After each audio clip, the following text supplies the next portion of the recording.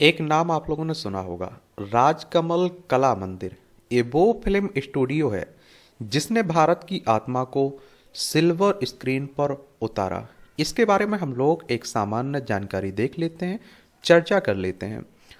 आप देखिए, हिंदी सिनेमा के शुरुआती स्टूडियोज पर पश्चिमी सिनेमा की छाप दिखती थी और बॉम्बे टॉकीज में जर्मन सिनेमा का असर था और आर के स्टूडियोज में चार्ली चैपकिन की झलक और गुरुदत्त देव आनंद की शुरुआती फिल्मों में हॉलीवुड के थ्रिलर्स का प्रभाव था।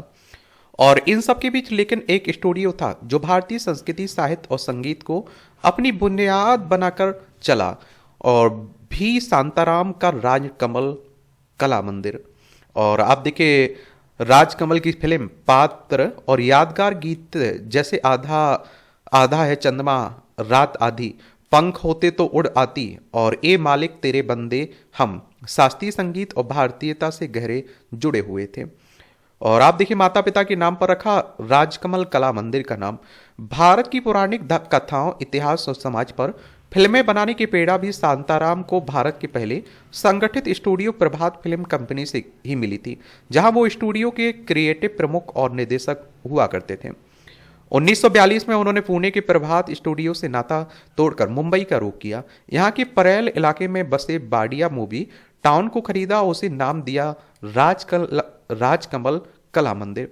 ये नाम उनके पिता राजाराम और माता कमला के नाम से लिया गया था। मुंबई फिल्म इंडस्ट्री में ये राजकमल स्टूडियो के नाम से मशहूर हुआ।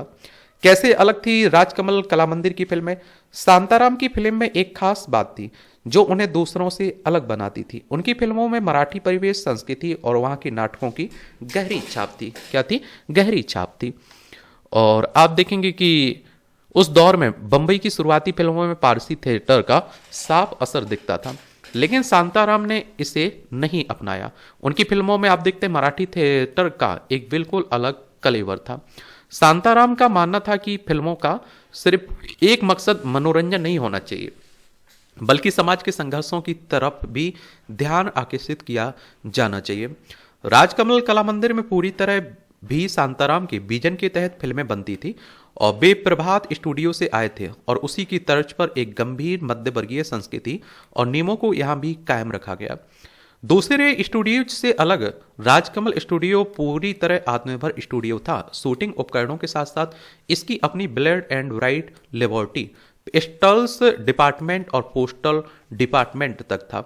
इसके अलावा मुंबई के दादर में अपना सिनेमा हॉल, प्लाजा सिनेमा और सिल्वर स्क्रीन एक्सचेंज नाम की अपनी डिस्ट्रीब्यूशन कंपनी भी थी।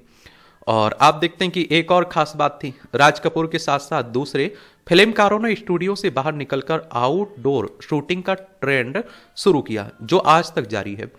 लेकिन राजकमल स्टूडियो की सारी फिल्मों की शूटिंग ज्यादातर स्टूडियो के अंदर हुई थी, और शुरुआती फिल्मों की बड़ी सफलता प्रभात कंपनी के दौर से ही शांताराम ने वही विषय और कहानियां चुनी जो उस समय मराठा नाटकों में लोकप्रिय हो रही थी।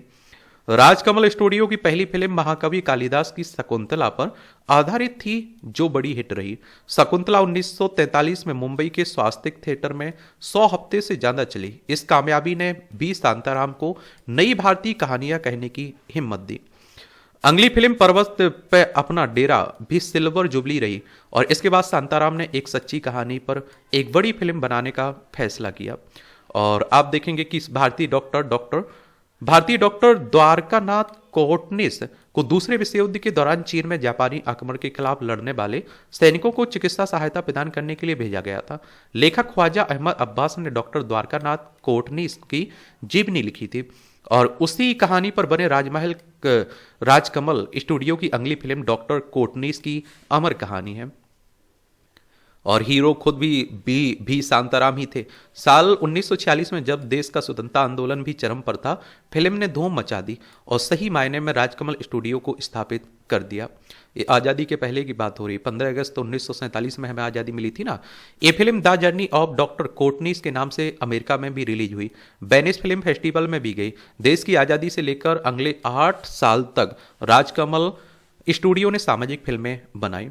और जीवन यात्रा 1947 राष्ट्रीय एकता की कहानी थी, और अपना देश 1949 भ्रष्टाचार और कालाबाजारी के मुद्दे पर, तो दहेज 1950 में दहेज पिता के खिलाफ कहानी थी। और आप देखिए अपनी फिल्मों में भी शांताराम सरल तरीके से उस दौर के भारतीय समाज की कहानियां कह रहे थे और विधवा विवाद जाति जैसे मुद्दे तक उठा रहे थे। और जब फिल्मों में पिंटी पिंटी तो कैसे हुआ कमबैक, फिल्में पिटी तो 1950 के बाद मनोरंजक फिल्मों और हिट गीत संगीत वाली नई जमाने की कॉमर्शियल फिल्मों के सामने शांताराम की फिल्में अचानक पिटने लगीं। और परछाई, सुरंग, सुबह का तारा और तीन बत्ती, चार रास्ता जैसी सामाजिक फिल्में फ्लॉप हुई और दर्शकों ने अब राज कपूर, महबूब खान की भव्य कॉमर्शियल फिल्में और दिलीप कुमार, देव आनंद जैसी स्टाइलिश सितारों की फिल्में भाने लगी। इस चुनौती के सामने भी शांताराम ने अपने स्टूडियो की सामाजिक फिल्मों के विषय से अलग हटकर एक म्यूजिकल फिल्म बनाने का फैसला किया। दो डांसर्स की ये प्रेम कहानी भारतीय शास्त्रीय संगीत और नृत्य की पृष्ठभूमि पर थी। फिल्म का नाम था झनक झनक पायल बाजे और टेक्नी कलर में बनी ये फिल्म राजकमल स्टूडियो की अब तक की सबसे महंगी फिल्म थी और जिसे बनाने में 2 साल लगे।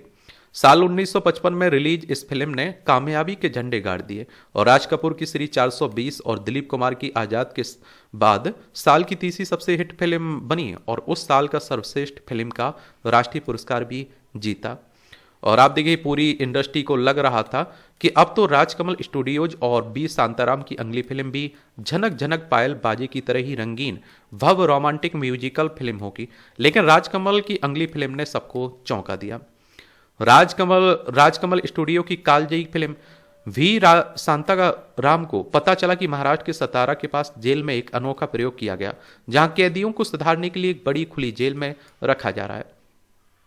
अपराधी को दंडित करने से ज्यादा उसकी मानसिकता को बदलने और उसे समाज में शामिल करने का यह आइडिया शांता कुमार को पसंद आ गया, लेकिन उन्होंने फैसला किया कि इस विषय पर झनक झनक पायल बाजी की तरह रंगीन नहीं बल्कि एक ब्लैक एंड वाइट फिल्म बनाएंगे। ये फिल्म थी 2 आंख 12 हाथ। कहानी एक जेलर भी शांताराम की थी जो 6 खतरनाक अपराधियों को पैरोल पर रिहा करवाता है। फिर उन्हें एक बंजर भूमि पर छोड़ दिया जाता है। वे अपनी मेहनत से वो अपराधी उस बंजर जमीन में फसल पैदा कर देते हैं। 1957 में को भारतीय सिनेमा के सबसे अहम वर्षों में से एक माना जाता है। सोचिए इस साल रिलीज हुई मदर इंडिया प्यासा के साथ 2 आंखें 12 हाथ साल की सबसे कामयाब फिल्मों में शामिल थी और इनसे न सिर्फ बॉक्स ऑफिस पर जबरदस्त कमाई की बल्कि साल की सर्वश्रेष्ठ फिल्म और सर्वश्रेष्ठ हिंदी फिल्म का राष्ट्रीय फिल्म पुरस्कार भी जीता। और आप देखेंगे कि साथ ही वर्लिंग फिल्म फेस्टिवल में सिल्वर मेडल भी हासिल किया और भरत व्यास का लिखा और लता मंगेशकर का गाया यादगार गीत ए मालिक तेरे बंदे हम कई स्कूलों का प्रार्थना गीत तक बना।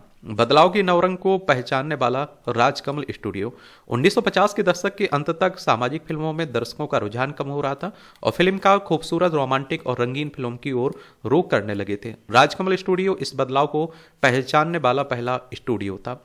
गुरुदत्त की कॉमर्शियल रोमांटिक फिल्म 14वीं की चांद 1962 में आई। राज कपूर की बिग बजट फिल्म संगम आप देखते हैं कि 1964 में, देव आनंद की महत्वाकांक्षी गाइड 1965 में, लेकिन इन सब ने सबसे पहले भी शांताराम ने अपनी सबसे महंगी रंगीन फिल्म नवरंग 1959 में ही बना दी।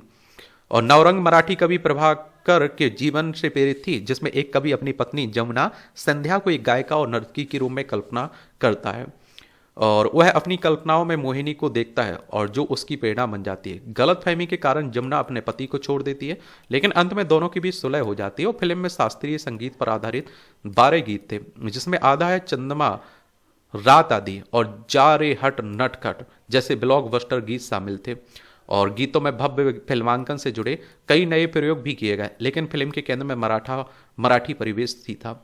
नवरंग राजकमल स्टूडियो की सबसे बड़ी ब्लॉकबस्टर रही, लेकिन इसकी सफलता को राजकमल स्टूडियो द्वारा दोहरा नहीं सका।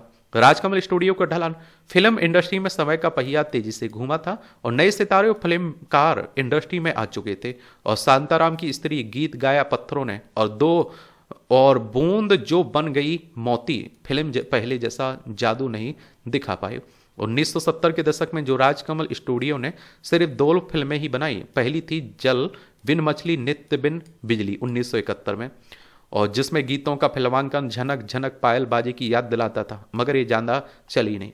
दूसरी थी मराठी फिल्म पिंजरा 1941, जो चर्चित रही, राष्ट्रीय अवार्ड भी जीता। लेकिन एक बात साफ हो चुकी थी कि एक फिल्म कंपनी के तौर पर राजकमल स्टूडियो का सुनहरा दौर गुजर चुका है।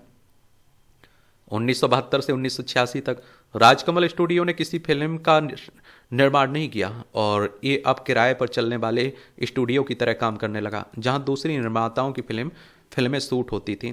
सत्यजीत रे, ऋषिकेश मुखर्जी और मनमोहन देसाई जैसे निर्देशकों का बम्बई में मनपसंद स्टूडियो हुआ करता था।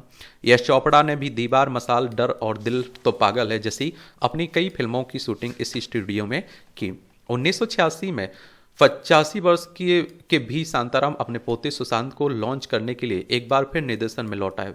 फिल्म का नाम था झांझर, और लेकिन नए जमाने की फिल्म मेकिंग और तकनीकी पुराने अंदाज की इस फिल्म ने शायद काफ़ी आगे निकल चुकी थी।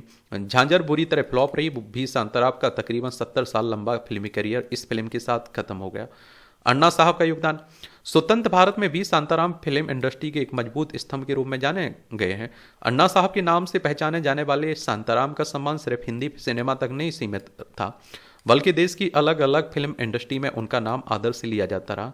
अनेक बार मुंबई फिल्म उद्योग में बड़े मतभेदों की मध्यस्थता के लिए उन्हें एक बड़े बुजुर्ग की तरह बुलाया जाता रहा। वो फिल्म उद्योग के विभिन्न संस्थाओं के अध्यक्ष और संरक्षक रहे। 1960 से 1970 तक सेंसर बोर्ड के सदस्य भी रहे हैं। वो क्या रहे? सेंसर बोर्ड के सदस्य भी रहे। 1985 में उन्हें सिनेमा के सर्वोच्च सम्मान दादा साहब फाल्के अवार्ड से नवाजा गया।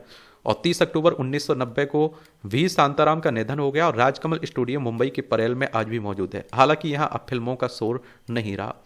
स्टूडियो के प्रवेश द्वार से अंदर जाने पर नजर आती है वी शांताराम की एक विशाल तस्वीर, अब भी उनके अद्वितीय योगदान और इसके भीतर जन्मी सैकड़ों कालजयी फिल्मों की याद दिलाती है। तो इस तरह से आप देखेंगे एक कहानी है राजकमल कला मंदिर की। राजकमल कला मंदिर।